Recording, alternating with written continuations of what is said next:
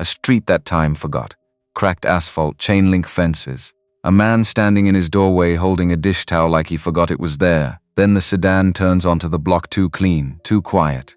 Wrong street entirely. Every curtain on Maple Row shifts at once. The woman who steps out doesn't look like trouble. No briefcase, no lawyers, just her. Walking up the cracked path like she rehearsed this 100 times and is still terrified to find out what comes next. She stops at the bottom of the steps, looks up, and says 6 words that are about to cost both of them everything. 6 years ago, a man filed a report that told the truth. The report disappeared. The man lost everything. Today, the daughter of the man who buried it just knocked on his door, and she brought the proof. The Blackson didn't belong on Maple Row. Everyone knew it the second it turned onto the street. Too clean, too quiet. Too sure of itself against the cracked asphalt and the chain link fences and the telephone wire where 3 pigeons sat like they'd seen this kind of thing before and had opinions about it. Curtains shifted in windows. Old Mr. Patton stopped sweeping his porch. Even the pigeons paused. Garrett Lowe stood in his doorway with a dish towel in his hand and watched the car slow to a stop directly in front of his house. Not 2 houses down, not across the street, in front of his. June pressed her face against his arm and peered around his elbow. She was 8 years old, and she had never once in her life pretended not to be curious about something. Not once. Not even when it would have been smarter. The woman who stepped out wore a light gray blazer, no briefcase, no folder tucked under her arm, no second person climbing out behind her, just her. Standing on the cracked sidewalk of Maple Row like she had driven here in her head 100 times and was only now discovering whether the real version matched. She walked up the front path the way people walk when they've rehearsed the walk but can't rehearse what comes after, steady. But not easy. She stopped at the bottom of the porch steps. She looked up at Garrett, and she said the only true thing she had prepared: "My father is dead. I came because of what he did to you." The street went completely quiet. Even the pigeons. Garrett didn't move, didn't speak. He looked at her the way a man looks at something when he's deciding whether it's real or whether it's one more thing designed to look real. He already knew that name. Hale. He had spent 6 years learning to stop flinching when he heard it. He hadn't quite managed it, but he'd gotten close. The screen door behind him opened a few inches. June. Watching. Saying nothing because she understood instinctively that this was not a moment for her voice. Garrett looked at the woman at the bottom of his porch steps, and he didn't invite her in. But he didn't close the door either. 6 years is a long time to carry something without a shape. Grief has weight, takes up space. You feel it in your chest on quiet mornings, and at least you can name it. Anger burns. At least it gives you somewhere to put your hands. But what Garrett had carried for 6 years was something quieter and more persistent than either of those. This knowledge that something had been done to him deliberately. That the people who did it were still in their offices, still signing their names at the bottom of documents, still deciding things, and that he had nothing in his hands that could prove any of it. He had been 36 when it started. He was 42 now. And that was the particular cruelty of being 36 when the world came apart. You didn't get to be young when you tried to rebuild. You just got to be 42. Tired in ways that sleep didn't fix. Careful in ways you hadn't needed to be before. He lived with June in a narrow 2-story house on Maple Row. In the Brookmere neighborhood on the outer edge of the city, where the grocery stores still had bulletproof glass at the registers and the school buses ran late every single morning without apology. The house was clean. Garrett made sure of that. Floors swept, dishes done. June's drawings taped in careful rows along the hallway wall, her crayon horses, her lopsided sons. A drawing she'd made last spring of the 2 of them standing in front of the house, Garrett tall and straight, June approximately his height, which was not accurate but which she had drawn with total confidence and no particular attachment to scale. He kept those drawings up, small dignities, held carefully, because larger ones had been taken. He had been a senior safety supervisor on the Aldrin Crossing project when it happened, one of the largest infrastructure contracts the city had awarded in 15 years, funded and developed by Hale Meridian, the construction and development conglomerate founded by Gerald Hale, the kind of job Garrett had spent his entire career working toward, the kind that was supposed to matter, and did, and that he had been good at in ways that turned out to be the wrong kind of good at the wrong time. He was thorough. He was credentialed. He was the kind of man who arrived at a job site before the crews did and walked the same inspection path twice because the second pass always found something the first one missed. He found the problem on a Tuesday morning in early October, Eastern Span. Secondary support columns. 3 of them adjacent, bearing load for the section that would eventually carry the most traffic weight. He was doing a standard pre-crew walkthrough, the way he always did. The cracks were in the lower third of each column, diagonal stress lines, subtle enough that a less experienced eye might have read them as surface level. Cosmetic, cassette acceptable. Garrett had seen that exact pattern once before. A job in another city, years earlier, before he had the title and the certifications. He had been 26 and knew enough to doubt himself. An older supervisor had crouched beside him in front of a column like that one and explained what diagonal stress lines in the lower third meant in concrete that had been poured with the wrong mixture ratio, what those lines would do under sustained load, what they would eventually become. He had never forgotten that lesson. He went back to the site trailer and wrote the report that same morning. 4 pages. Photographs attached. He described the location of each column, the angle and depth of each fracture line, the concrete specification that the mixture had clearly not met, and his recommendation: immediate construction halt pending independent structural review. He submitted it through the project management system at 11:47 in the morning. Then he drove to the post office and sent a physical copy by certified mail to the Regional Safety Board, and he kept a copy at home, in a folder in the kitchen.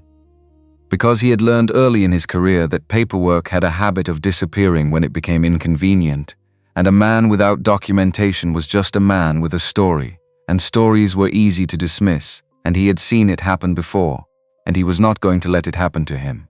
He waited. Ray Sutter called him into the site trailer 2 days later. Sutter was the project manager, mid-50s.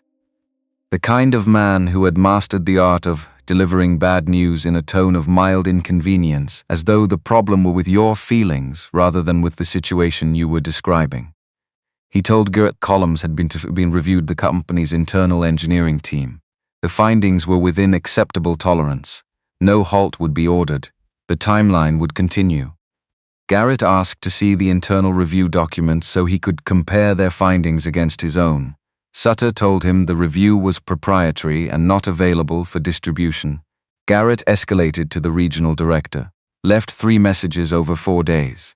The first was professional and direct, the second was professional and slightly more direct.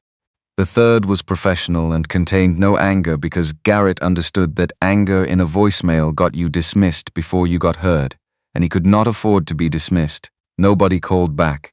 2 weeks later, on a Thursday afternoon during the shift change, a section of scaffolding on the eastern span gave way. 4 workers went down with it, broken bones, lacerations, 1 man with a head injury that kept him in the hospital for 11 days. The damage to the structure set the project back 8 months. Garrett thought, at least they will find the report now. He was wrong. The investigation took 6 weeks. When the official report was released, Garrett read it 3 times because he was certain he had somehow received the wrong document. His warning report was not in the file, not redacted, not mentioned and dismissed, not summarized incorrectly, simply absent, as if it had never existed. In its place was a narrative in which the site safety supervisor, Garrett Lowe, had failed to identify warning signs that any competent professional should have caught during standard inspection. The report noted that no formal safety concerns had been filed prior to the incident. It named Garrett as the primary individual responsible for the oversight failure. He was terminated the following Monday. He went home and went straight to the kitchen. The folder was where he had left it. He opened it. Nothing else in the kitchen had been disturbed. Nothing else in the house. Just that folder. Just that one specific thing. He still had the certified mail receipt. He called the Regional Safety Board to confirm receipt of his report. The woman on the phone checked the records twice. There was no report from Garrett Lowe related to the Aldrin Crossing project in the system. He told her he had the certified mail receipt showing confirmed delivery. She said she was sorry, but she could only speak to what was in the records. He sat at the kitchen table for a long time after that call. Just sat, the receipt in his hand, the empty folder in front of him. The date on the receipt, which was real, and the silence where everything the receipt pointed toward used to be, which was also real, and the space between those two real things where his career had been quietly and deliberately taken apart. Within 6 months, his name had moved through every major contractor network in the region. Quietly, the way these things always moved.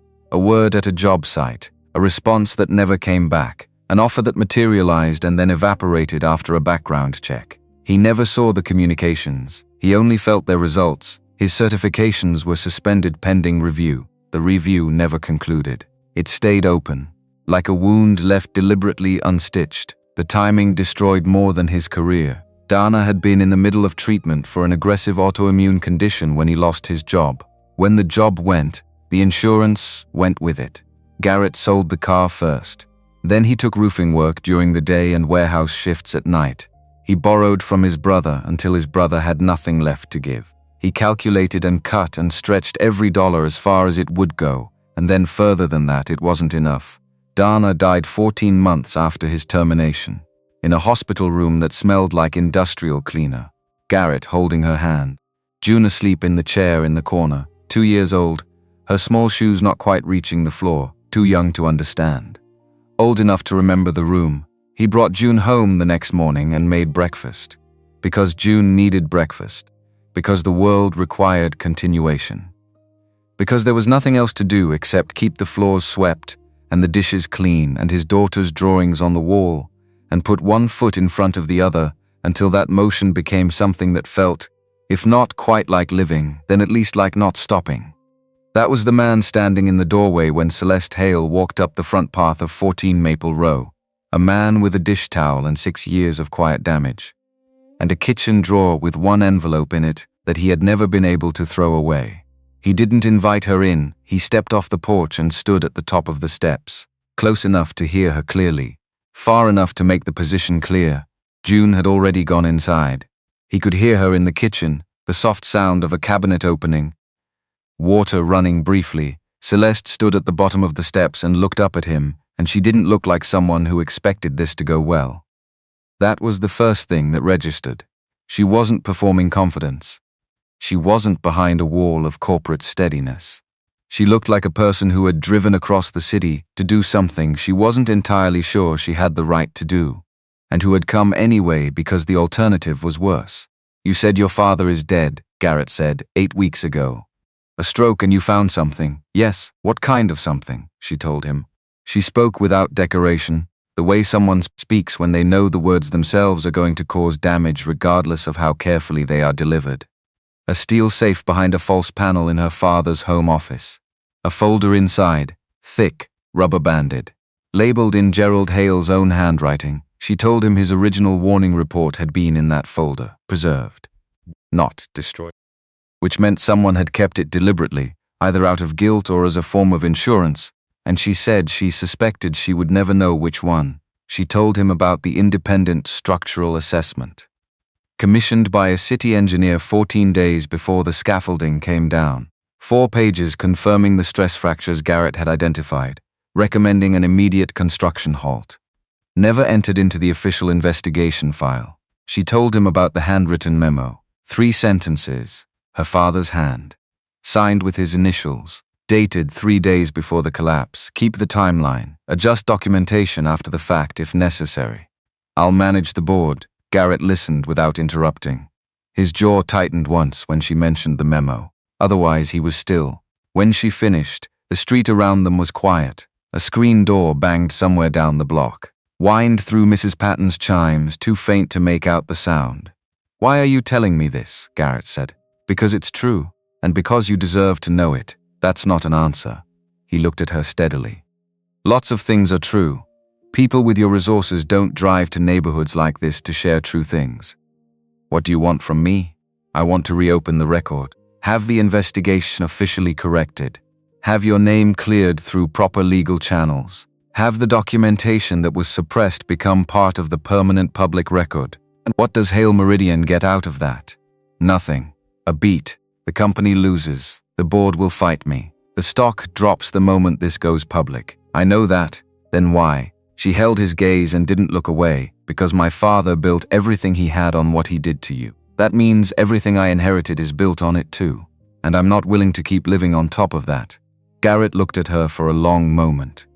Then he looked past her at the sedan parked at the curb, at the clean, expensive stillness of it against the backdrop of Maple Row. He looked back at her, the screen door opened behind him. June came out carrying a glass of water with both hands, moving across the porch with the focused care of someone transporting something that mattered.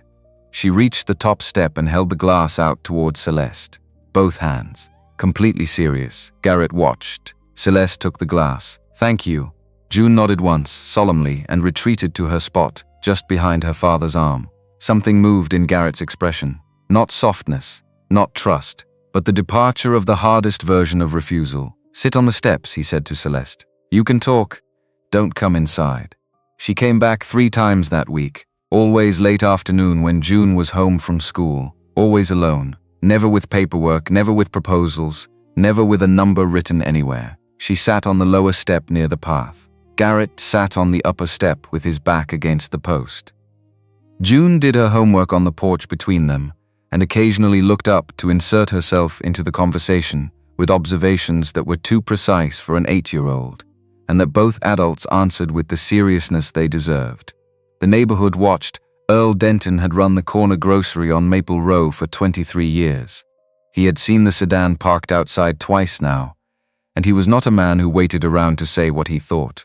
He caught Garrett alone at the register on the second afternoon, while June browsed the candy aisle, and he spoke quietly but without softening a single thing. He bagged Garrett's groceries with the deliberate pace of a man making a point. "I've seen this before," Earl said. "Different car, different suit. They come with apologies and leave with signatures. 2 years later the whole block is rezoned and everyone's gone." "She hasn't asked me to sign anything," Garrett said. "Not yet." Earl slid the bag across the counter.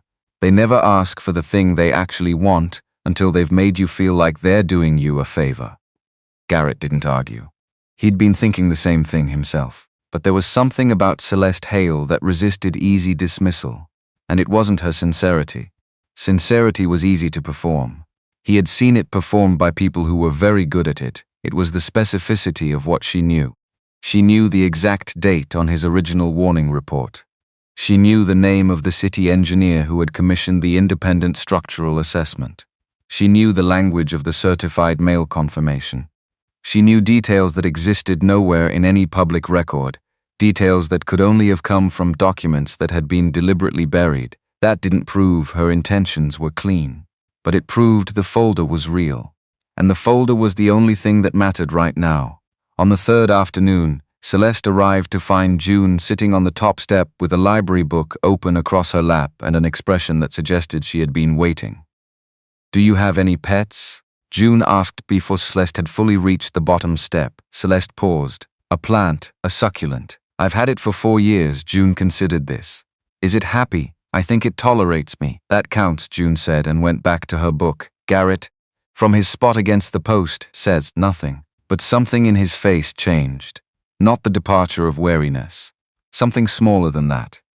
The recognition of a quality in his daughter that he had not put there and could not have manufactured, and that he was grateful for every single time it appeared. He looked at Celeste. She was watching June with an expression that wasn't pity and wasn't professional calculation. It was something quieter. The weight of someone sitting with the full cost of what they had come here to do. "My father built everything he had on what he did to you." That meant she had grown up inside it, had moved through the rooms of that inheritance without knowing what was underneath, had trusted the walls until she found the safe. Garrett understood, in a way that surprised him, that finding that folder had not given Celeste a choice. It had taken one away. She had not come here because she was courageous. She had come here because staying away had stopped being an option she could live inside. He didn't trust her. He was nowhere close to trusting her, but he understood her. And that was a different thing from what he'd had an hour ago. On the 5th afternoon, she told him about the note. She had been saving it. He could tell by the way she'd built everything else first, the folder, the memo, the assessment, the structure of what she knew, presented in careful order before the last piece. She reached into her bag and removed a single sheet of paper, a photocopy. Gerald Hale's handwriting reproduced in grey black on white. She held it out.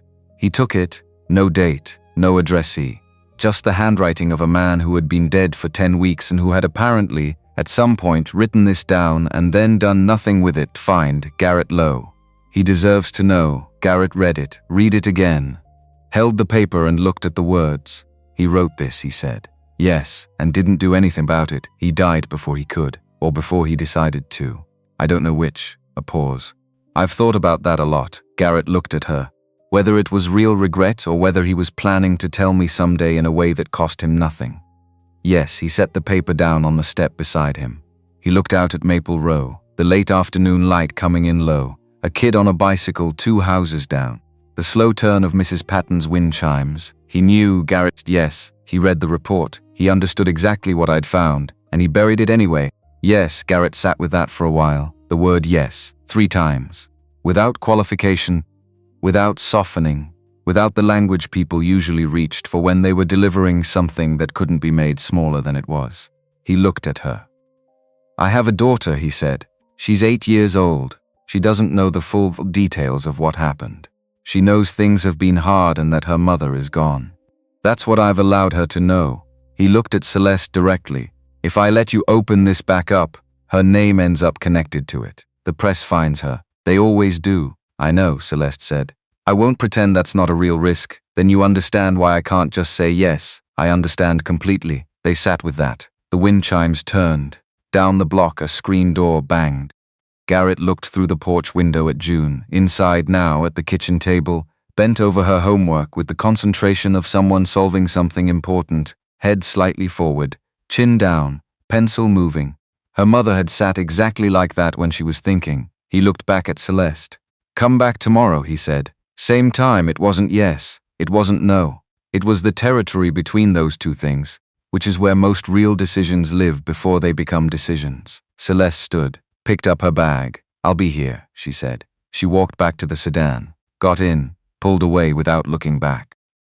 Garrett watched until the car turned off Maple Row and disappeared. Then he went inside, walked to the kitchen, opened the drawer on the left side of the counter, the one with the batteries and the rubber bands and the small things that had nowhere else to go. In the back of the drawer, behind an old key whose purpose he no longer remembered, was a plain white envelope, worn at the corners from being handled over the years and then put back.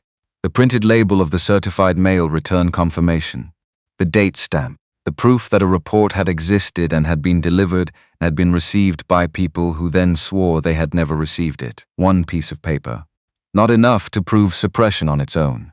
He had known that for 6 years. It proved delivery, nothing more, but it proved he hadn't imagined it. He picked it up, held it for a moment, felt the soft fold lines worn into the paper from too many openings and closings over too many years, put it back, closed the drawer.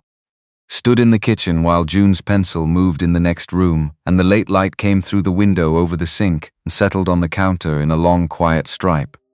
He didn't know yet what he was going to do, but something had shifted today, slightly.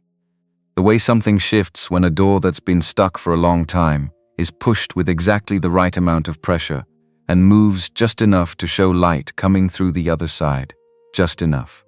He put the dish towel over his shoulder and started making dinner.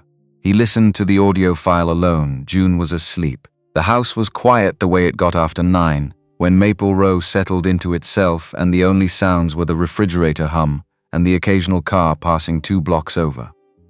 Garrett sat at the kitchen table with his laptop open and the small portable speaker Celeste had left with the USB drive sitting in the center of the table. He had been looking at it for 20 minutes before he pressed play. Gerald Hill's voice came through the speaker low, measured, the voice of a man accustomed to being the last one to speak in any room. Not loud, just certain. The kind of certain that accumulates over decades of being listened to without interruption. He was talking to Ray Sutter. The call was dated 4 days before the scaffolding came down. Gerald said keep the crews on schedule. Said the column assessment had been handled internally and the findings were acceptable. When Sutter mentioned that the safety supervisor had escalated his concerns to the regional board, Gerald said that had been managed.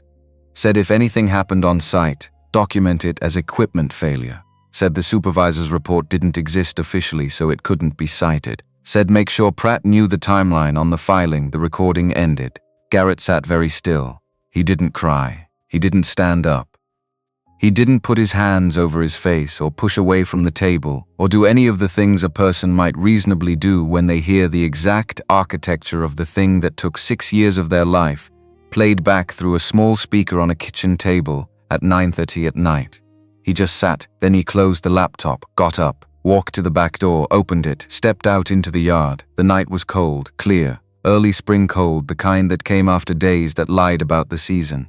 The yard was small, a strip of grass, a concrete border along the back fence, the wooden fence that needed repainting and kept not getting repainted because there was always something more pressing than a fence.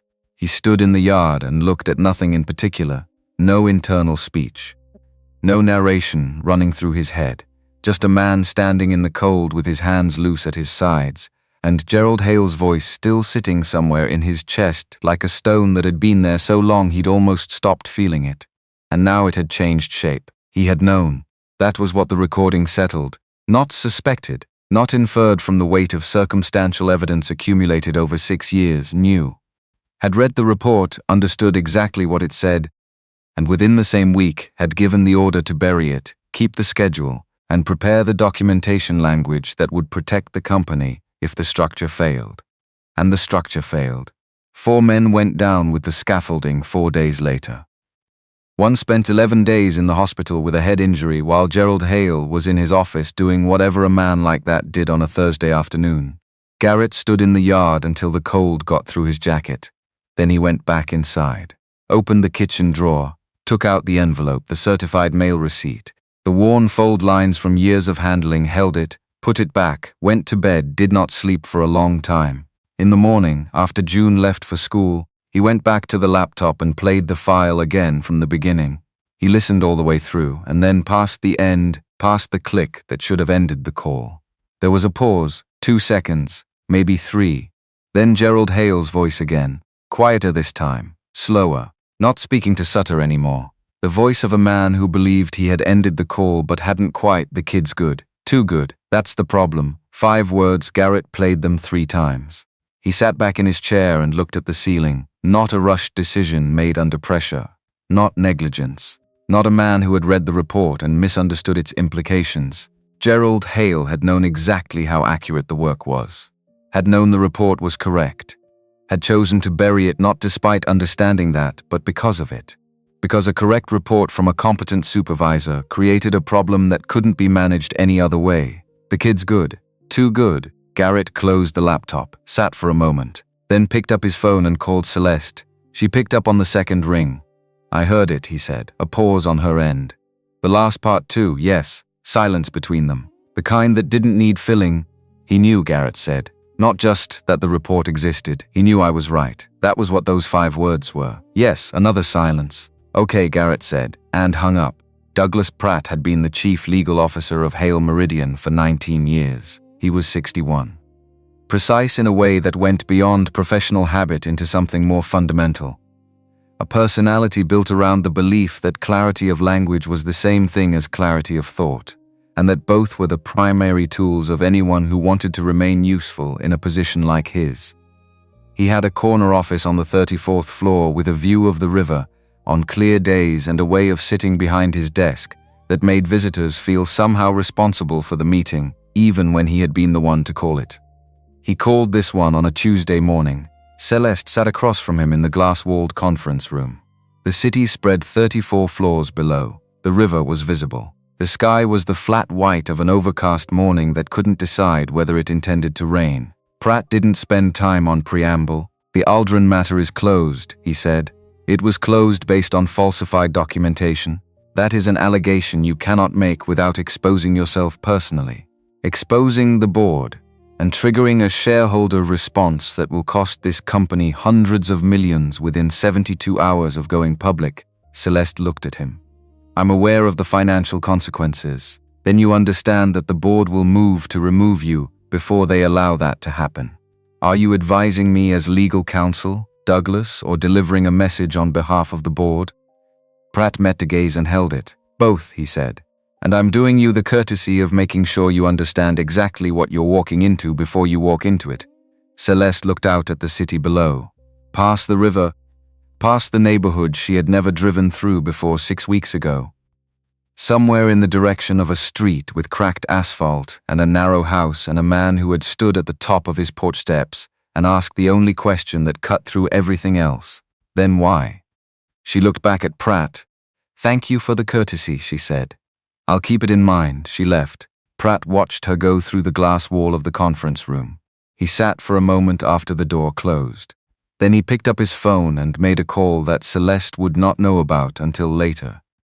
To a number associated with a collections firm whose connection to Hale Meridian was buried 3 layers deep in a corporate structure designed to make connections difficult to trace. He made the call. He spoke for 4 minutes. He used the address 14 Maple Row twice.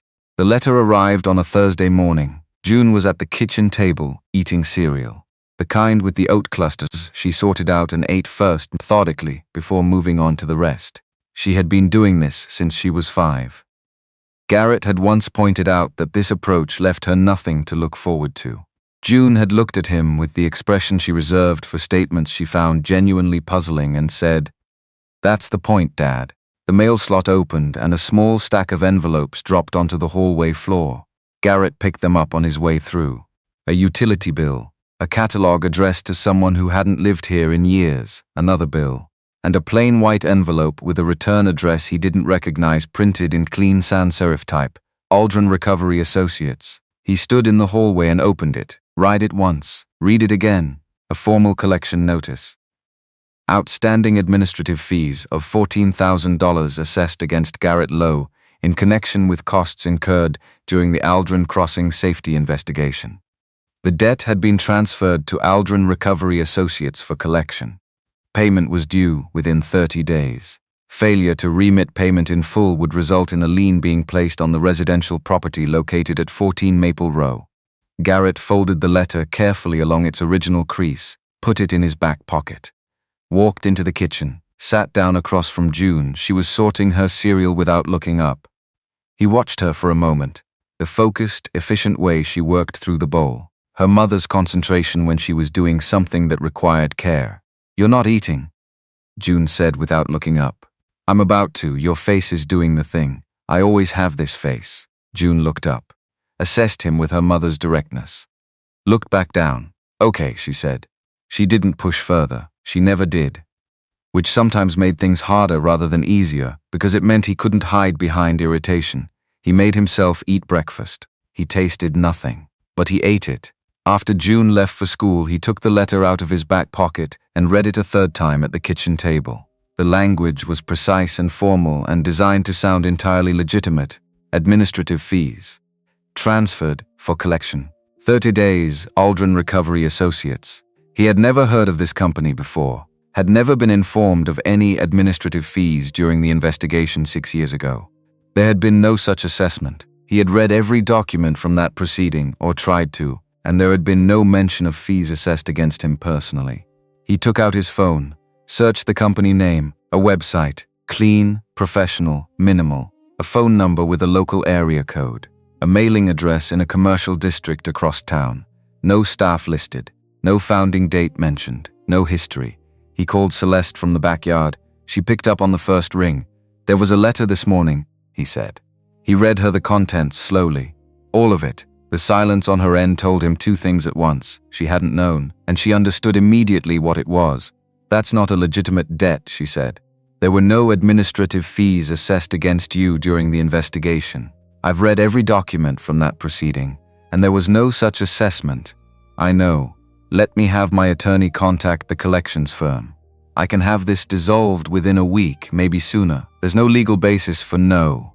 The word came out harder than he intended. He softened it once. "No," he said again. "I don't want you paying off threats made by your company's people, Garrett. They're using your house. I know what they're using it for, then let me handle it. It's a pressure tactic, not a real legal claim. My attorney can." "Celeste," he stopped her. "If Hale money touches this house, I can't look at it the same way. I can't raise June in it and feel right about what I'm trying to teach her." A pause. "I know that sounds like pride. It's not pride, it's the only thing I have left that belongs entirely to me." Silence on her end. "Longer this time, I understand," she said finally. "I need you to mean that. I mean it. I won't touch it. A beat."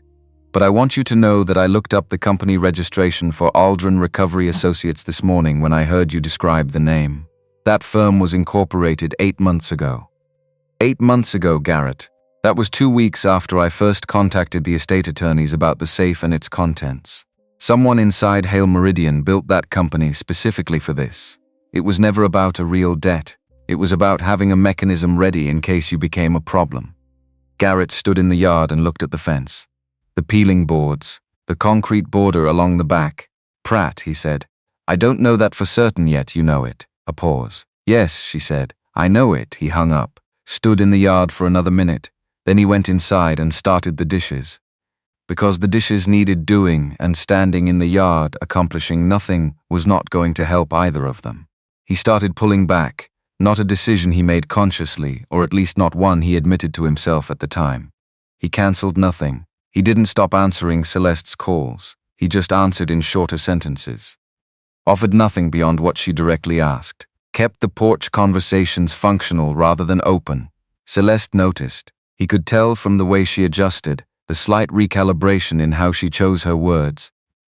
The way she stopped finishing thoughts and started waiting for him to close them or not.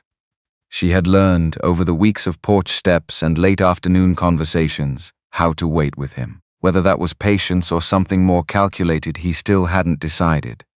Probably both. Probably neither was the wrong answer. The collection notice sat in the kitchen drawer now, next to the certified mail receipt. 2 pieces of paper in the same drawer. One from 6 years ago proving he had done his job correctly. One from 8 months ago proving someone was still willing to use his daughter's home as a lever to keep him quiet. He thought about June. About what it would look like if they went through with this and the board won. If the documentation got suppressed again. If the case collapsed under legal pressure, and the story became not the truth of what happened on Aldrin Crossing, but the story of a grieving daughter acting erratically, and a disgruntled former employee who had never let go of a grudge. He had seen how those narratives got built. He knew exactly how quickly they could become the version that survived, and if that happened, June would be old enough to understand all of it. She would watch her father get taken apart by the same machinery that had taken apart everything before. Twice. Same name, same family, same result. He thought about what it would look like if he didn't go through with it. Neither picture was clean. Neither road led somewhere easy. He told Celeste on a Wednesday afternoon June was inside. The porch was quiet. He stood at the top of the steps and didn't sit down. I can't do it, he said. Celeste waited. It's not that I don't believe you. I believe the folder is real. I believe you mean what you say, he paused. But meaning something and being able to deliver on it are 2 different things. And if this goes wrong, the cost falls on me and June. Not on you, I know that, Celeste said. Not the way I know it. He looked at her steadily, not with anger, just with the flatness of someone who had learned not to mistake intellectual understanding for the real thing. You've thought about it, included it in your calculations. That's not the same as having lived the version where everything goes wrong, and there's nothing left on the other side of it. He let that sit for a moment. I have lived that version, and I won't put June through a second one. Celeste didn't argue, didn't push, didn't offer a reassurance she couldn't back with certainty. She had made herself that promise, and she kept it even now when keeping it meant sitting with the possibility that this was ending. You're not a bad person, Garrett said. I want to be clear about that. What you're trying to do, I think it comes from somewhere real. He paused. But the road that led to where my family ended up was also built by people who thought they were doing something real, who thought their intentions were sufficient armor. He looked at her. I can't afford another real intention that doesn't hold. Celeste was quiet for a moment. Then she said, I understand. And she meant it in the way he had asked her to mean things. Without softening or supplement, she walked back to the sedan. Sat in it for a moment without starting the engine. Through the windshield, Maple Row looked the way it always looked. Worn and functional and entirely indifferent to the dramas of people passing through it. The engine started. The car pulled away. Garrett watched it go. Then went inside. He stood in the hallway for a moment looking at June's drawings on the wall. The horses and the sons and the drawing of the 2 of them in front of the house. He reached out and straightened a corner that had come loose from its tape. Then he went to the kitchen and started dinner. That evening he put June to bed, the usual routine. Teeth, pajamas. The book they were currently reading together about a girl who solved mysteries with her elderly neighbor's dog, and about which June had strong opinions at every chapter. They read 2 chapters. He closed the book, reached to turn off the lamp. "Dad," June said. "Yeah, what's Aldrin Crossing?" He went very still. June was looking at the ceiling. Not at him, the specific way she looked when she had been carrying something for a while and wanted the question to sound casual even though it wasn't.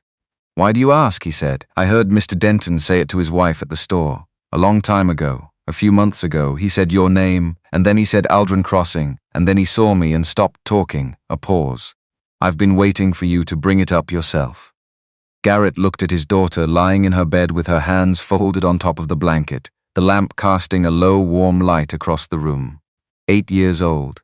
She had been holding this question for months, had recognized it as something that belonged to him first, and waited for him to decide when it was time. Protecting him. His 8-year-old daughter had spent months protecting him from a conversation she thought he wasn't ready for. He sat on the edge of the bed. "Do you want to know?" he asked. "Yes," she said immediately. No hesitation at all, so he told her. Not everything. Not the details about the insurance or the hospital or the specific shape of the 14 months between losing his job and losing Dana. But the core of it. The version that was hers to have. He told her about the bridge. About the cracks he found in the concrete on a Tuesday morning before anyone else arrived on site. About the report he wrote and sent and kept a copy of. About the phone calls that went unreturned. About the scaffolding and the 4 men and the investigation that said he was the one who had failed. About the 6 years of trying to rebuild something that kept not quite getting rebuilt. He told her there was a woman coming to the house. That the woman's father had been responsible for what happened. That the woman had found proof of what her father had done, and that she was trying to make it right. June listened without moving. The focused stillness she brought to things that mattered. When he finished, she was quiet for a moment. Then she said, "Is that why you keep that envelope in the kitchen drawer?" Garrett looked at her. "The one in the back," she said. "You take it out sometimes, you look at it. You put it back." He felt something move through his chest. Not grief exactly, not surprise. Something that didn't have a clean name. "How long have you known it was there?" he said. "Always," June said simply. "I just didn't know what it was for." He looked at her in the lamplight for a long moment. "It proves the report existed," he said.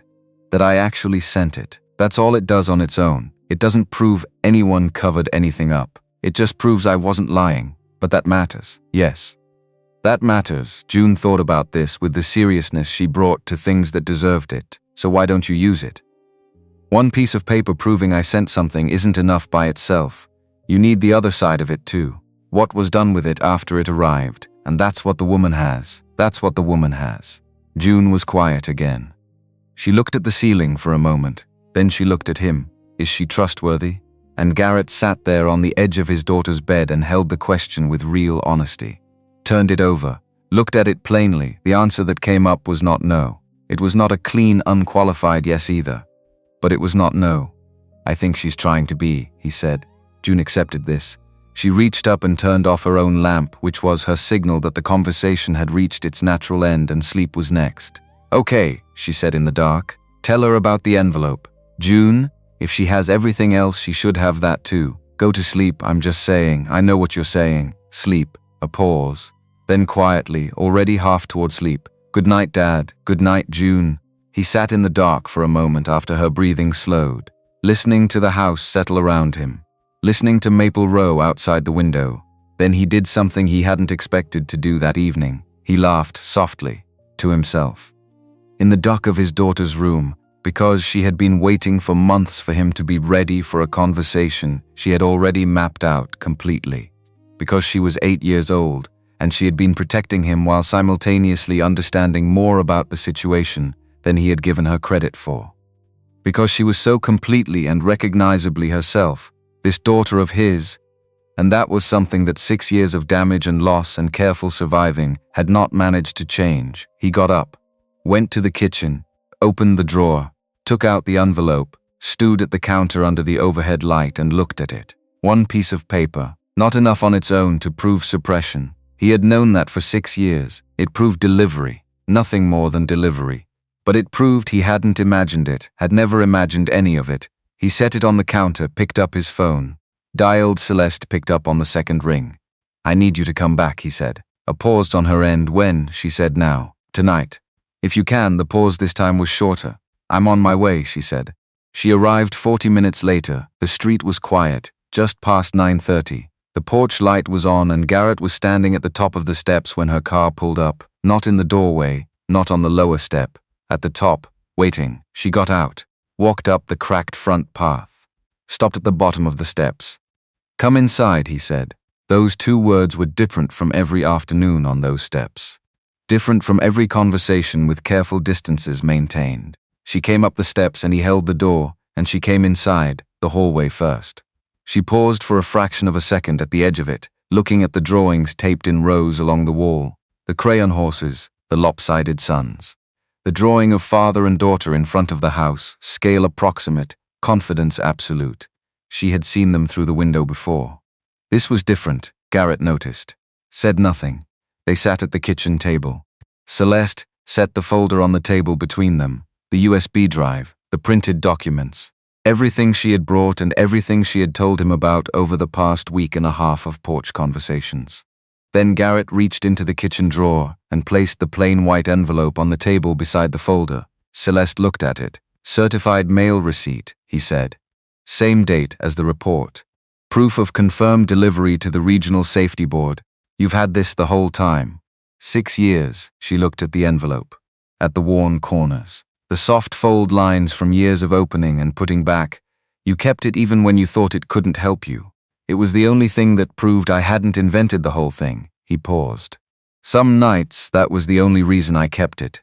Not because it was useful. Because it was true." Celeste looked at the envelope for a long moment.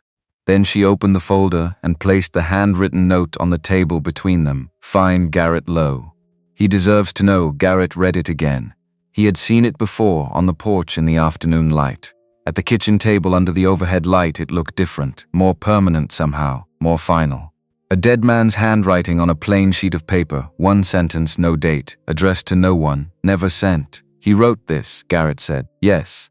And he died before he acted on it. He died before he chose to act on it," Celeste said. "I don't know that it was the same thing." Garrett looked at her. "Your father was a complicated man," he said. "He was," she said. "He was also a man who made a clear choice with full knowledge of what it would cost someone else. Both of those things are true at the same time." Garrett sat with that.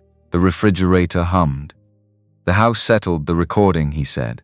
"The last 5 words." Celeste nodded. "He knew I was right," Garrett said. "That was what it was. Not a man who misread the situation or moved too fast under pressure. A man who understood exactly what the report said and chose the timeline anyway, yes." He looked at his hands on the table for a moment. Then he looked at her. "I told June tonight," he said. "About Aldrin Crossing. About what happened." Celeste was quiet. "She'd already figured out most of it," he said. "She's been waiting for months for me to bring it up." Celeste looked toward the hallway. The drawings on the wall just visible from where she sat. "How is she?" Celeste said. And meant it as a real question. She said, "I should tell you about the envelope." He smoothed the edge of the envelope on the table with one finger. She said, "If you have everything else, you should have that too." Something crossed Celeste's face. Not quite a smile. Recognition. The specific kind that comes from understanding something about a person that confirms a thing you had already begun to suspect. "She's right," Celeste said. "She usually is." He looked across the table at her. "All right, tell me what you need. All of it. Whatever comes next." Celeste looked at him. "You're sure?" "No," he said. "But I'm doing it anyway." She opened the folder and began. The leak happened on a Monday. Garrett found out the way most people found out about things now. Not from a phone call, not from a formal notification, from June, who had been doing homework at the kitchen table with her tablet propped against her backpack, and who looked up at him when he walked in from work and said, with the measured calm of someone reporting the temperature outside, "Dad, there's stuff about you on the news." He set his keys on the counter. "What kind of stuff?" "The bridge kind." He walked to the table, looked at the tablet screen, a local news site, a story with his name in the headline and the company's name 2 sentences below it. Not the full story. Fragments of it, carefully hedged. built around phrases like alleged suppression and sources familiar with the matter and audio recording whose authenticity has not been independently confirmed. But his name was there, Aldrin Crossing was there, and the word cover-up was there, surrounded by enough qualifying language to make it technically an allegation while functioning in every practical sense as a statement. He read it standing up. June watched him.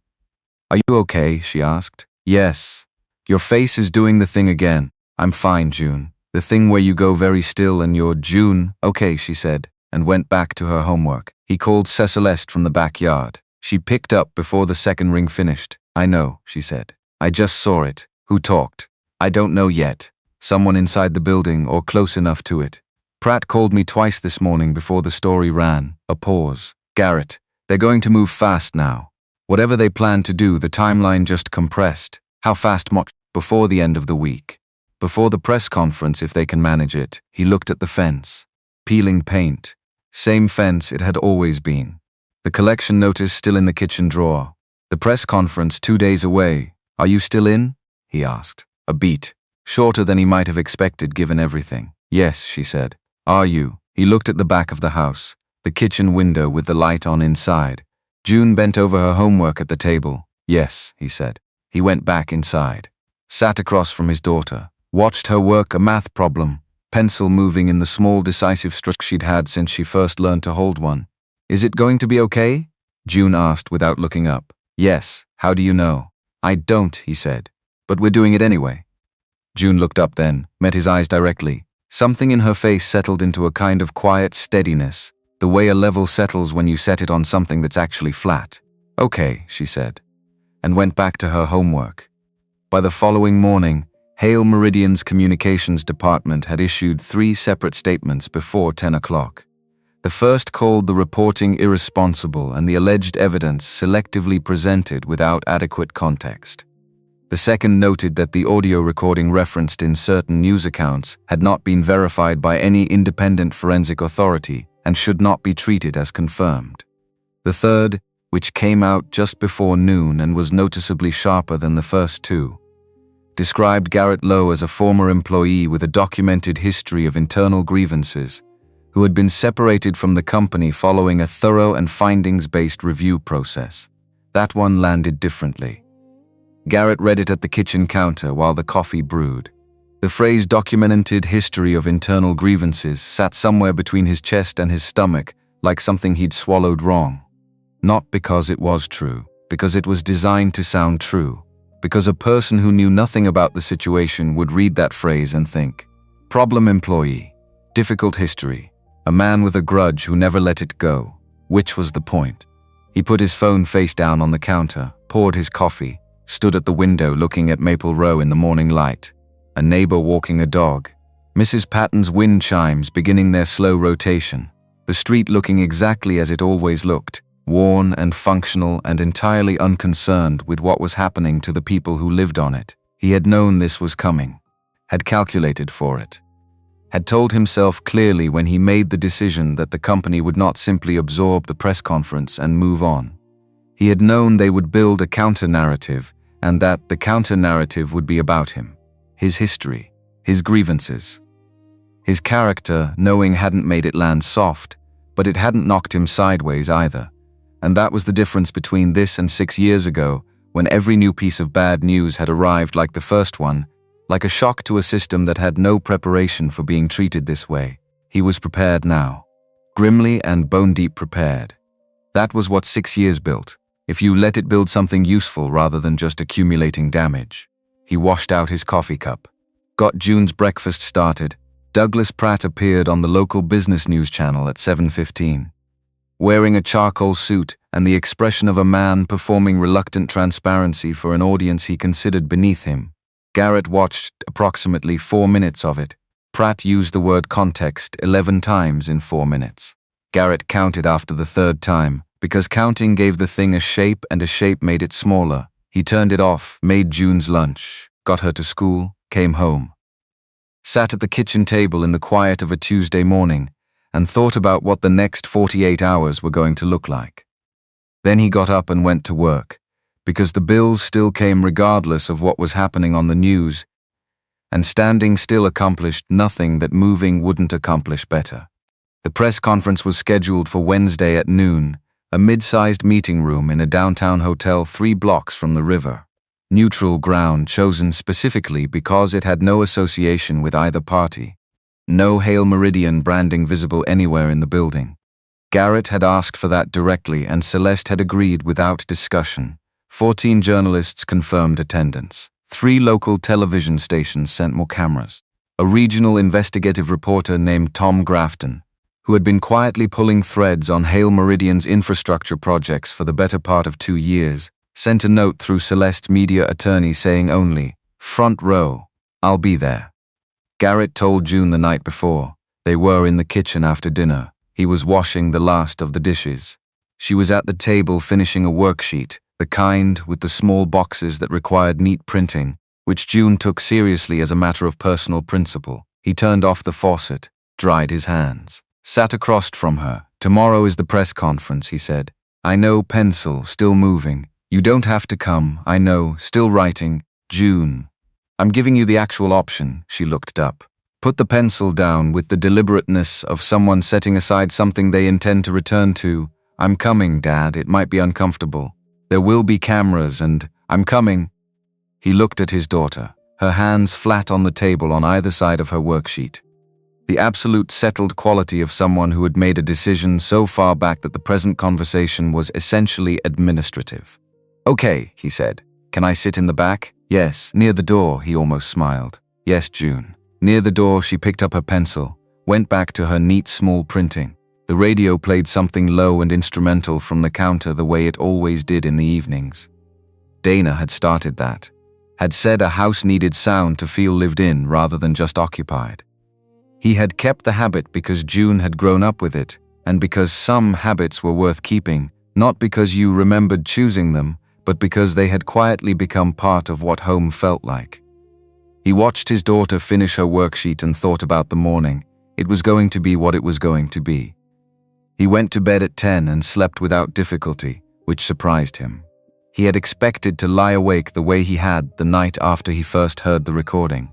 Instead, he was asleep within minutes, the deep, straightforward sleep of someone who has made a decision and is done renegotiating it with themselves. He woke at 6. Made breakfast, got June ready. She wore her yellow jacket, the one with the sleeves she had spent 6 months growing into, and had finally, in the last few weeks, fully arrived at. She checked herself in the hallway mirror, with the brief focused attention she brought to things that were going to be observed, then turned away from it, apparently satisfied. They drove downtown together in the truck. June looked out the window at the city going past. She didn't talk much on the way, neither did he. The quiet between them was the easy kind, the kind that didn't require management. He parked 2 blocks from the hotel. They walked the rest of the way. The morning was cool and clear, the kind of spring morning that had finally decided to be honest about the season. They found their seats in the back row against the left wall, close to the door. June's requirement honored without comment. She sat down, folded her hands in her lap, and looked at the front of the room with the attention of someone who intended to remember everything. Garrett sat beside her. He looked at the room, the 14 journalists, the camera operators setting up their equipment along the side wall, the recording devices on the table at the front, the empty podium, the side door through which Celeste would come. He looked at his daughter. She looked back at him. Neither of them said anything. Celeste came in through the side door at 11:55. She looked like someone who had not slept particularly well and had decided not to pretend otherwise. Dark blazer, clean and simple, hair pulled back, nothing in her hands. She stood at the front of the room for a moment before she began, looking out at the journalists and the cameras with an expression that was not performing composure but actually had it, the kind that comes not from the absence of fear, but from having moved through it far enough back that it no longer dictated anything. She spoke for 22 minutes. She told them about the safe, the false panel in her father's home office, the folder with Gerald Hale's handwriting on the label.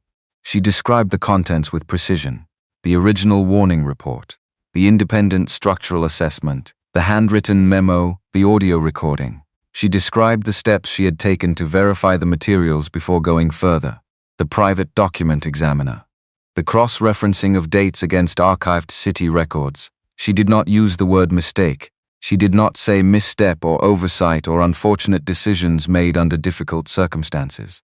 She did not reach for the language that corporations and their representatives reached for when they wanted to describe deliberate choices as something smaller and more accidental than they were. She said, "My father read Garrett Lowe's report. He understood what it said. He chose to bury it. That is what happened," she said. "The investigation that followed was conducted on a falsified evidentiary foundation. The man who filed the original report was removed from the record to protect the company's timeline and its public standing. His name was placed in a narrative that described his failure. He had not failed." Then she pressed play on the audio. Gerald Hale's voice filled the room. Low, measured, unhurried. The voice of a man who had never in his life worried about being overheard. "Keep the crews on schedule. The supervisor's report doesn't exist officially. Make sure Pratt knows the timeline on the filing." The room went completely still. Nobody coughed. Nobody shifted or leaned over to a neighbor. The cameras kept rolling, but even that felt suspended somehow. Like everyone in the space had stopped doing everything except listening to a dead man explain in his own recorded voice exactly what he had done. The recording ended. Celeste let the silence hold for 3 full seconds before she spoke again. That recording was made on the 14th of October. The Aldrin Crossing scaffolding collapse occurred on the 18th. 4 workers were injured. 1 spent 11 days hospitalized. She stepped back from the podium. A journalist near the front raised her hand. "Does Mr. Lowe wish to make a statement?" In the back row, against the left wall, close to the door, Garrett stood up. He walked to the front of the room. The cameras turned toward him as he moved. He was aware of them the way you're aware of weather, a condition of the environment rather than something requiring direct attention. He was aware of June in the back row, her hands in her lap, watching him walk up the full length of the room. He stood at the podium, looked out at the assembled journalists and cameras and recording devices and the general apparatus of public accounting. He had not written remarks, had thought about it, and decided against it.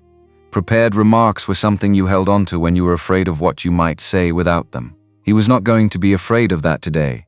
"I did my job," he said. "I identified a problem. I documented it. I reported it through every proper channel available to me." He paused. "What happened after that was not my failure." Another pause. "Shorter, I spent 6 years carrying a professional designation that did not belong to me." He looked out at the room. Not at the cameras specifically. At the room. "I'm not here for sympathy.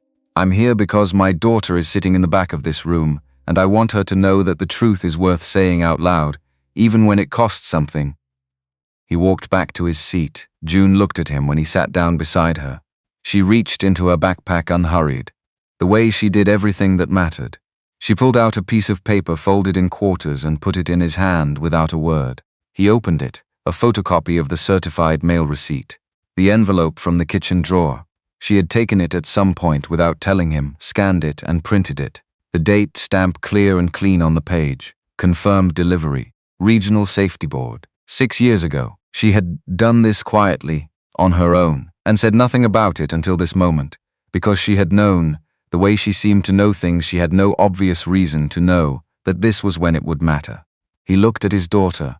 She was looking at the front of the room, straight ahead, steady. He folded the photocopy back along its lines and held it.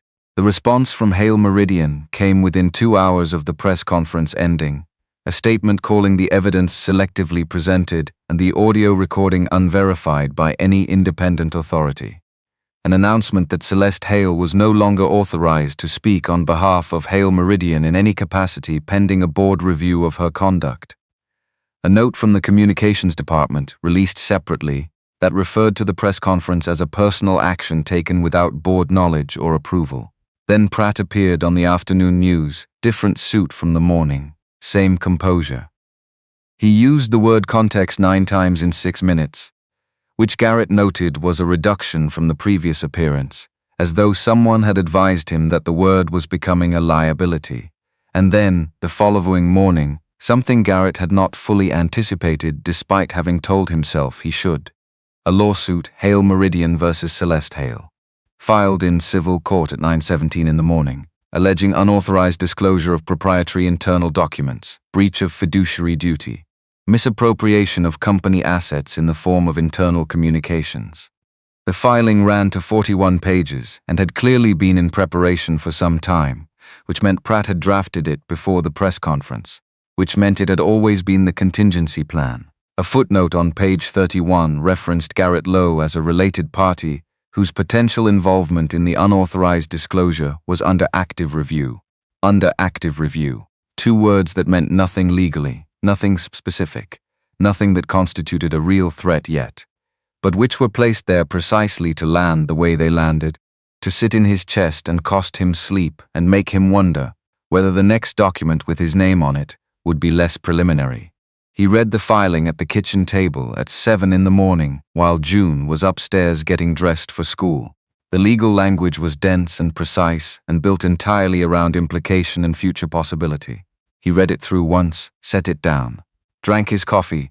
His phone buzzed. "Celeste, I know," he said before she could start, "Garrett. The related party language is a pressure mechanism. It creates no actual legal exposure for you at this stage. My attorney is all ready. I know what it is. The forensic reviews are in progress. 3 independent firms. We'll have preliminary results within 48 hours, and I expect all 3 to confirm." "Celeste," he stopped her. "Quietly. I know. I read it. I understand what it is and what it isn't. A beat. I'm not pulling out." A pause on her end that was different from the pauses before. Something releasing in it. "You're sure?" she said. He looked at the filing on the table, at the photocopy of the certified mail receipt beside it, which June had made and which he had put on the table last night and not moved back to the drawer. "I made this decision with full information," he said. "Both times. 6 years ago and now. A man can't do more than that." A long pause. "Okay," she said, quietly. "What do you need from me today?" "Nothing right now." "What do you need?" "The firms are working. Tom Grafton is working." A beat. "Garrett, I want you to know something, okay? I know what this is costing. I know it's not the same cost for both of us. I haven't forgotten that." He looked out the kitchen window at Maple Row, the morning light on the cracked asphalt, Mrs. Patton's wind chimes catching the first of the day's breeze. "I know you haven't," he said. "That's part of why I'm still in." He hung up, heard June's footsteps on the stairs, got up to start her breakfast. Tom Grafton called 2 days after the lawsuit was filed. Tom was the investigative reporter who had been in the front row at the press conference. He had been pulling on Hale Meridian threads for 2 years. He had explained in their first conversation, and had a substantial file that had never been publishable because the central piece, the proof that connected the pattern of behavior to specific decisions by specific people, had always been missing. The press conference had given him the center, and in the days since he had found something else. He called Garrett at 8 in the morning. "There's something you need to know before it goes to print," Tom said. Garrett sat down at the kitchen table. Tom told him about Ray Sutter.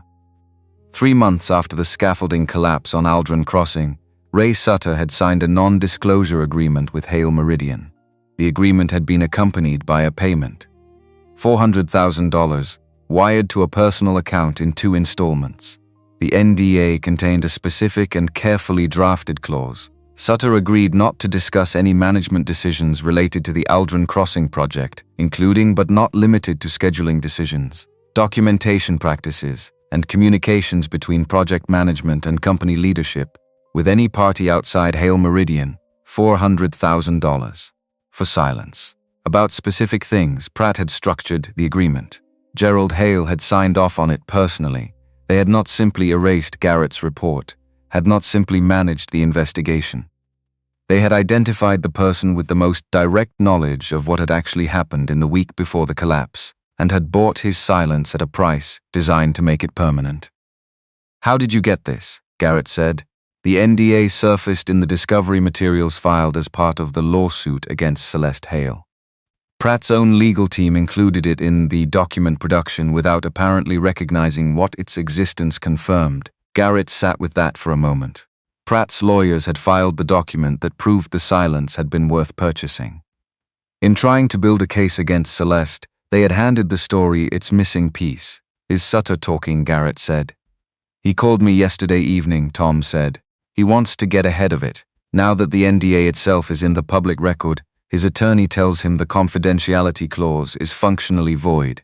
The agreement no longer protects him. It only creates exposure, so he goes on record, full account of the week before the collapse. Everything Gerald Hale told him directly. Everything Pratt communicated to him afterward. And Tom paused for a moment. He says he has text messages from Pratt, dated the week following the scaffolding collapse, discussing how to manage the investigation and what the official account needed to contain. Garrett closed his eyes. Texts from Douglas Pratt, in writing, about managing the investigation's official account. Not a recording that could be called unverified. Not documents from a safe that a grieving daughter might be accused of misrepresenting. Not a single thread that required anyone to take anyone's word for anything. A text message chain from the company's chief legal officer, discussing, in writing, how to shape what the investigation would find. Run it, Garrett said. It goes up tonight. Good, he hung up. Sat at the table for a moment. Then he stood up, went to the hallway, and looked at June's drawings on the wall. The horses and the sons and the drawing of the two of them in front of the house.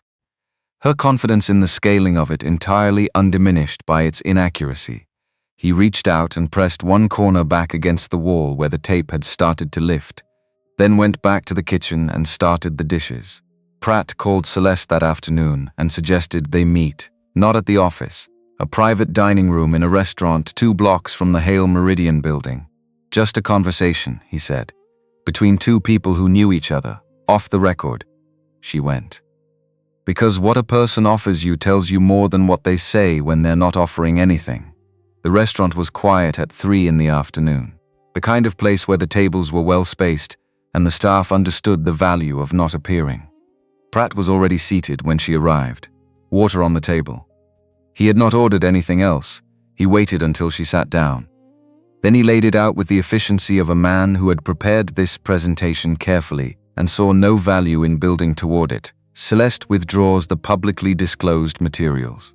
Issues a correction noting that the documents were removed from context and that a thorough internal review has clarified the actual sequence of events surrounding the Aldrin Crossing incident. The correction to be worded in consultation with the company's communications team. In exchange, Garrett Lowe receives a private settlement, amount undisclosed per the terms, $3.5 million. His professional certifications reinstated within 30 days through a process facilitated by Hale Meridian. The related party language in the lawsuit removed. No further legal action pursued against him or against the property at 14 Maple Row, and Celeste retains her position. Full reinstatement as CEO. The board confidence vote waived. The administrative leave ended immediately upon signing. Pratt pushed a single sheet of paper across the table. Clean summary terms, professionally formatted. The kind of document that had been drafted by someone who did this for a living. This is the best outcome available, he said. Particularly for Mr. Lowe. $3.5 million, quiet reinstatement, no ongoing legal exposure. He receives what he needs without a prolonged public fight whose outcome is genuinely uncertain. Celeste looked at the paper. She looked at it for a long time. She was not considering it. She had known before she sat down that she was not going to consider it. But she looked at it carefully anyway, because she wanted to understand it fully, wanted to see every word and what every word was designed to do. The word Dunsley settlement terms. The word correction in the retraction language, which was not the word retraction, and which was chosen specifically to avoid being that word while accomplishing the same thing. The phrase removed from context, which transformed a deliberate act of suppression into a misunderstanding. The careful architecture of language designed to make what had been done disappear without requiring anyone to say plainly what it was. She thought about Garrett at the kitchen table with the certified mail receipt in his hand. 6 years. The only thing that proved he hadn't imagined it. The only thing that proved any of it had been real. Kept in a drawer because he could not throw away the one piece of evidence that the truth had existed, even when he believed it would never be useful. She thought about June putting a photocopy of that envelope in her father's hand in the back row of a hotel meeting room. Not to win a settlement, not for $3.5 million in a private account. Because it was the piece that belonged in his hands on that day, in that room, when the record was finally being corrected in public, where it could be seen. Celeste looked up from the paper. Garrett Lowe doesn't need to be paid off, she said. He needs to be believed. Those are two completely different things, Douglas. Pratt said nothing. You have spent 19 years in that building, she said, and you have never once understood the difference between those two things. I think that's genuinely remarkable. She pushed the paper back across the table. No, she said. She picked up her water glass, took a drink, set it down precisely where it had been. I'll see myself out, she said. She walked through the restaurant and out into the afternoon. Sat in her car, texted her attorney a single word no. Then she called Garrett. He made the offer, she said when he answered. I figured he would. 3.5 million. Private. Certifications reinstated. The related party language dropped. All of it contingent on a public correction and full withdrawal. Silence on his end and, he said, I said no. A long pause. Not the kind that meant he was processing. The kind that meant he was sitting with something. Why, he said. And he meant it as a real question. Not a challenge. She looked through the windshield at the street outside the restaurant. Ordinary afternoon. A woman walking with a stroller. Two men in work clothes coming out of a hardware store. The city doing its ordinary business with complete indifference to what was happening inside parked cars nearby. Because the point was never the money, she said. The point was the record. What the record says, what it says permanently in a place where it can be found, a beat. No private settlement changes that. No undisclosed amount changes what the official investigation file says about Garrett Lowe. And that's what needs to change. A pause also, she said. Your daughter was right about the envelope. A longer pause. She could hear him exhale slowly on the other end of the line. Okay, he said finally. I'm sending in my resignation tomorrow morning, Celeste. It's already written. The board made the terms clear before the press conference. I resign first on my own terms or they remove me on theirs. I choose the first option. A pause. I've known since before I drove to Maple Row that first afternoon that this was where it ended. I just needed to get here in the right order, a moment of quiet. Are you all right, he said. It was the first time he had asked her that, directly, without the careful professional distance that had characterized most of what passed between them. Yes, she said, and meant it fully. I'm all right, she started the car. Tom Grafton's story ran that night, Ray Sutter. On record with his full name, giving a complete account of the week before the Aldrin Crossing collapse. What Gerald Hale told him in direct conversation, what Pratt communicated in the days following the incident, and the text messages. Pratt to Sutter, dated across 4 days in the week after the scaffolding came down. One of them read, make sure the supervisor's documentation doesn't surface in the formal record. The regional contact is aligned. Keep your account consistent with the internal timeline. Keep your account consistent with the internal timeline, Douglas Pratt, in writing, to the project manager. 1 week after 4 men were injured on a bridge he had helped make unsafe by ensuring nothing slowed the schedule. The story went regional within 5 hours of publication. National wire services had it before midnight. By the following morning it had crossed from business news into the kind of story that travels on its own momentum, because it touches something people recognize as simple and fundamental regardless of their politics, or their industry, or their relationship to construction. A man did his job, he told the truth. He was destroyed for it, that was the story. And it was a story people understood. Within 48 hours, all 3 forensic audio firms had independently confirmed the recording's authenticity. 2 former Hale Meridian employees contacted separate news outlets with their own accounts of irregularities during the Aldrin Crossing investigation. Tom Grafton obtained and published an internal memo from the Regional Safety Board's own archived files, an internal instruction directing staff to log the incoming report from Garrett Lowe as undeliverable, not lost in transit, not misrouted, instructed to log as undeliverable. A person made that decision, wrote that instruction. And for 6 years it had sat in an archived file that no one had thought to look at because no one had known to look. The State Oversight Committee announced an independent review of the Aldrin Crossing investigation within 72 hours of Grafton's story. The announcement included 3 other Hale Meridian infrastructure projects from the same 5-year period. The committee's language was careful and official. The phrase it used was systemic documentation irregularities. Everyone who read it understood what that phrase was a careful way of saying.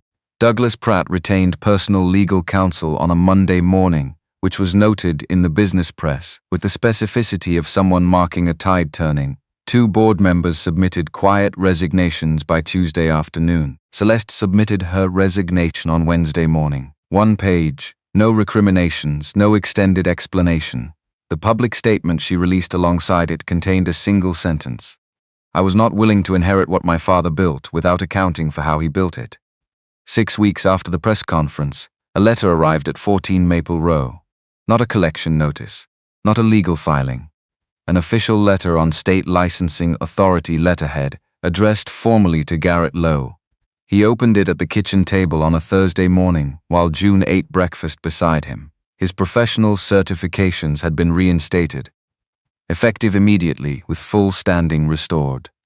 The letter included a formal written acknowledgement that the original suspension had been based on falsified documentation and had been conducted on an incomplete and inaccurate evidentiary record. The suspension had no bearing on Mr. Lowe's professional competence or conduct. The record had been corrected accordingly. Garrett read it once, read it again, set it flat on the table. June was watching him. She had stopped eating. Good news, she said. Not a question exactly. Yes, she waited. They gave me my certifications back, he said, officially. With a letter stating the suspension was based on false information. June looked at the letter on the table, at the formal language and the official letterhead, and the phrase no bearing on Mr. Lowe's professional competence. So the record says what actually happened now, she said. Yes. She looked at the letter for one more moment. Good, she said, and picked up her spoon and went back to her breakfast with the completeness of someone filing something away in its correct and permanent location. Garrett sat with the letter for a while after she went upstairs to get her backpack. Sat with it in the quiet kitchen in the morning light, not undone. 6 years couldn't be walked back. Dana couldn't be walked back. The warehouse nights and the borrowed money and the careful grinding survival of those years couldn't be undone by a letter on official letterhead, however clearly worded. But the record said the right thing now. And the record was a thing that would still exist when he wasn't. That June could find if she needed to. That the 4 men injured on Aldrin Crossing could point to. That anyone who searched his name from this point forward would find first, before anything else. The record said what had actually happened. That mattered. It mattered in ways that were real and permanent and could not be undone in the other direction. He folded the letter along its crease, opened the kitchen drawer, placed it on top of the certified mail receipt, the 2 pieces of paper together in the back of the drawer behind the batteries and the rubber bands, the beginning of something, and the formal end of something, and the 6 years between them that had cost everything. He closed the drawer, made June's lunch, got her to school, came home, made coffee, sat at the table, let himself be still for a few minutes without the particular weight pressing from every direction. Just a man, in a clean house, on a Thursday morning, coffee going slightly cold because he had forgotten to drink it. He drank it anyway. A letter from a construction firm arrived 2 weeks after that. Mid-sized company, solid regional reputation. The note was short and did not perform warmth. We read your original report when it entered the public record. Every assessment you made was accurate.